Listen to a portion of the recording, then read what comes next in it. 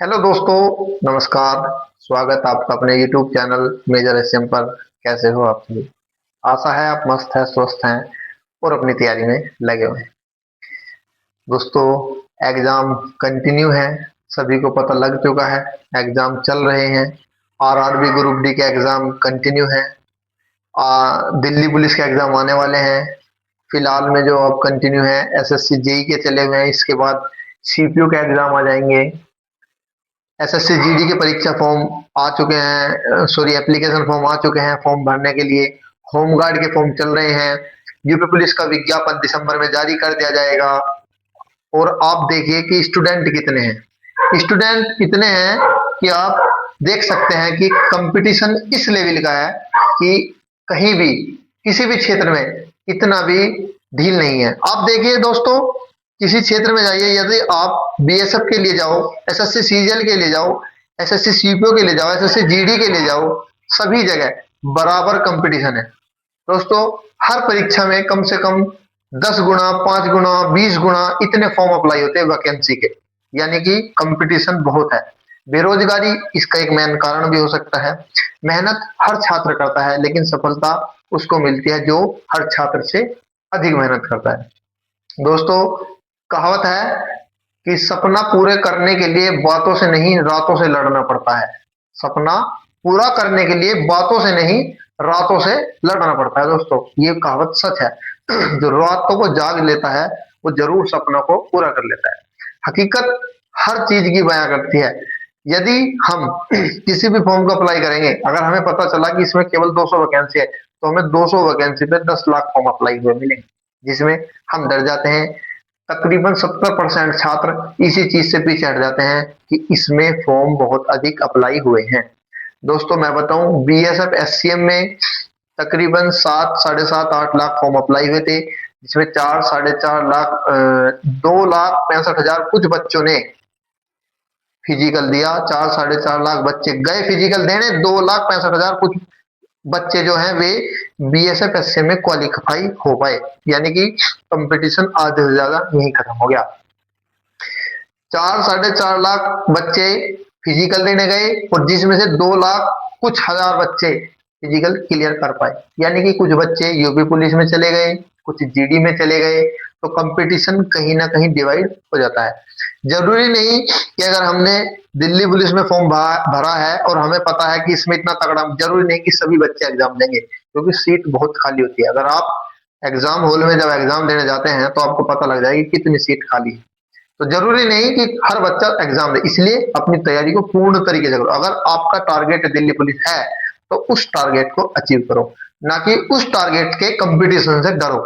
दोस्तों, BSF SCM 2024 जो हमारी जो रिक्वायरमेंट आई थी, उसका फिजिकल 2025 में हुआ था, लेकिन अभी तक एग्जाम नहीं हुआ। अभी ट्विटर पर 1 तारीख को इसका एक हैशटैग भी चलाया था कि बीएसएफ एससीएम की डेट रिलीज करो। अभी तक उसका कोई रिप्लाई नहीं मिला। शायद जल्द रिप्लाई देखने को मिल सकता है, लेकिन एक अंदाजा लगाया जा रहा है कि अभी दिसंबर में इसका एग्जाम शायद ही होगा। एग्जाम इसका जो उम्मीद अब बताई जाएगी या जो आगे आगे उम्मीद लगाई जाएगी, क्योंकि जितना डिले होगा, डेट घोषित नहीं होगी, तो उतना ही एग्जाम को आप उतना ही लेट सोच सकते हैं। हर चीज की पोस्टपोन होने की तिथि होती है, लेकिन इसकी पोस्टपोन जब ही होगी क्योंकि अभी तक इसकी कोई डेट डिसाइड नहीं हुई। किसी आरटीआई का रिप्लाई नहीं मिला कि हम इस तारीख को या इस महीने में एग्जाम कराएंगे। किसी आरटीआई को अभी इन्होंने जवाब ही नहीं दिया कि हम इसका एग्जाम कराएंगे। तो अभी तक इनका जवाब था कि अभी कंपनी कोई डिसाइड नहीं, लेकिन जब से एडसिल कंपनी डिसाइड हुई है, जब से इन्होंने किसी आरटीआई का रिप्लाई नहीं दिया। दोस्तों, बीएसएफ एससीएम में जाने का सबसे अच्छा मौका अब यही है। जितने स्टूडेंट हैं और जो अब इस वक्त बीएसएफ की तैयारी में लगे हुए हैं, अगर आप 20% अपनी तैयारी कर रहे हैं प्रतिदिन, तो यानी कि आप बरकरार हैं। आप उस 20% को 70% कर दो। अब मौका है, क्योंकि बहुत स्टूडेंट ऐसे हैं जिनकी हाइट 170 है, टाइपिंग से उन्हें डर लगता है, या जिनकी टाइपिंग नहीं होती तो वे दिल्ली पुलिस में चले जाएंगे। उनकी तैयारी दिल्ली पुलिस की है। जिन्होंने तैयारी अच्छी की है, क्योंकि सबका सेम सिलेबस है, इसमें हिंदी एक्स्ट्रा है, दिल्ली पुलिस में हिंदी नहीं है, कंप्यूटर बराबर है, रीजनिंग, मैथ, जीएस आएगी। जिनकी जीएस अच्छी शुरू से है वे सब दिल्ली पुलिस में चले जाएंगे। आप देख सकते हैं दोस्तों, कंपटीशन अब 50-50 रह गया, और ये आने वाले समय में 50 से भी 30-20 रह जाएगा। अब क्योंकि बहुत स्टूडेंट इस भर्ती को छोड़ते जा रहे हैं, मैं फिर कहता हूं दोस्तों, अगर आप अभी भी इसके लिए लगे हुए हैं तो मैं दावे के साथ कह सकता हूं कि आपके अंदर जुनून है बीएसएफ एससीएम में जाने का, और वे जुनून आपको बरकरार रखना होगा।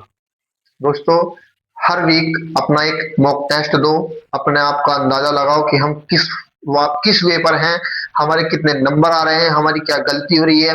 जो आपकी गलती हो रही है उसे नोट करो, उस गलती को लगातार एक हफ्ता उन्हीं को सुधारो, उसके बाद फिर मॉक दो। मैं दावे के साथ कह सकता हूँ कि आपकी वो गलती दोबारा नहीं। हर टेस्ट में आपका स्कोर घटेगा बढ़ेगा वो माइंड नहीं करना, क्योंकि पॉइंट वे होता है कि आपने जो क्वेश्चन पिछले टेस्ट में गलत किए थे वे अगले टेस्ट में कभी भी गलत नहीं होने चाहिए। जो अगले टेस्ट में गलत होते हैं वो उससे अगले में गलत नहीं होने चाहिए। दोस्तों, टेस्ट देने से एक तो सबसे बड़ा कॉन्फिडेंट आता है, सबसे पहले मनुष्य के अंदर सबसे पहले जाता है कॉन्फिडेंट, उसके बाद टाइम मैनेजमेंट कि हाँ हम इस टाइम के अंदर अपना पेपर को कंप्लीट कर पा रहे हैं। जो अपना 4 या 5 या 6 घंटे अगर स्टडी कंटिन्यू कर रहा है तो वो 1 घंटा सुबह 1 घंटा शाम टाइपिंग जरूर करे, क्योंकि टाइपिंग इस भर्ती का सबसे महत्वपूर्ण भाग है। इस भर्ती का सबसे महत्वपूर्ण जो भाग है वो टाइपिंग है दोस्तों। जो टाइपिंग कंटिन्यू कर रहा है, जिस बंदे ने टाइपिंग बराबर करी है, वो बंदा इसमें मार नहीं खाएगा। आप देख सकते हैं कि स्टूडेंट के लिए बहुत मौके हैं।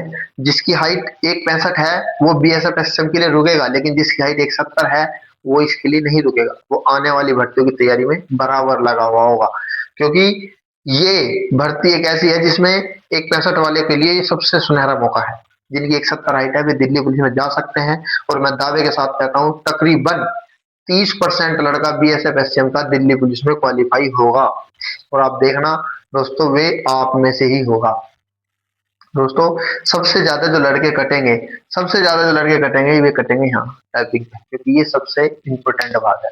टाइपिंग हर छात्र नहीं कर रहा, अब भी नहीं कर रहा। अगर कोई अभी से भी शुरू करे तो हाँ 1 डेढ़ 2 महीने में टाइपिंग को क्लियर कर सकता है। अगर क्लियर भी नहीं कर सकता तो उसके लमसम पहुंच सकता है, और लमसम अगर कोई पहुंच जाए तो हौसला ऐसा होता है कि आदमी कुछ और अच्छा करने के लिए कोशिश करता है। दोस्तों, आपको पता है कि टाइपिंग सबसे मेन इंपॉर्टेंट है। टाइपिंग के कई ऐप हैं आपके पास है, सब अवेलेबल है। अब हर इंसान के पास हर फैसिलिटीज है।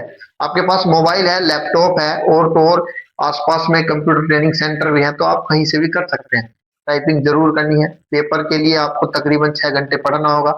अगर 6 घंटे आप पढ़ रहे हैं तो आपको कोई नहीं रोक सकता। टारगेट आप 90+% का लेकर चलना। 95+% अगर आप लेकर चलोगे तो 85+ स्कोर आप मजे में करोगे। दोस्तों, गलतियां आपकी वहां होती हैं जो आपने पढ़ा हुआ है, आपको वही गलत नहीं करना।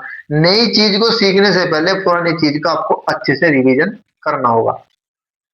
आज यूपीएसआई की भी डेट घोषित हो चुकी है। मार्च में कंपटीशन का एक और पहलू घट जाएगा। अगर मार्च तक आपका, हालांकि ऐसा होगा नहीं कि मार्च तक एग्जाम नहीं होगा, जनवरी में तो 100% चांसेस हैं। अगर बाई चांस कुछ होता तो फरवरी में एग्जाम हो जाए, क्योंकि मार्च में फिर इन्होंने एसआई के एग्जाम की डेट घोषित कर दी है, जो 2 दिन एग्जाम चलेंगे। आप देख सकते हैं दोस्तों, समय स्टूडेंट का ऐसा चल रहा है कि वो बिल्कुल भी इस टाइम खाली नहीं है, इतना व्यस्त है, क्योंकि एक एग्जाम खत्म होता है दूसरा एग्जाम होता है। अभी एमटीएस एग्जाम पेंडिंग है, एमटीएस का भी होगा, तो स्टूडेंट को टाइम है नहीं। इसलिए तैयारी करते रहो। अगर किसी भी चीज की कोई प्रॉब्लम आती है तो आपके पास सिस्टम है, आपके पास गूगल है, आप उस चीज का सॉल्यूशन ले सकते हैं। वीडियो अगर अच्छी लगी हो तो लाइक करें, चैनल को सब्सक्राइब करें, शेयर करें। जय हिंद साथी।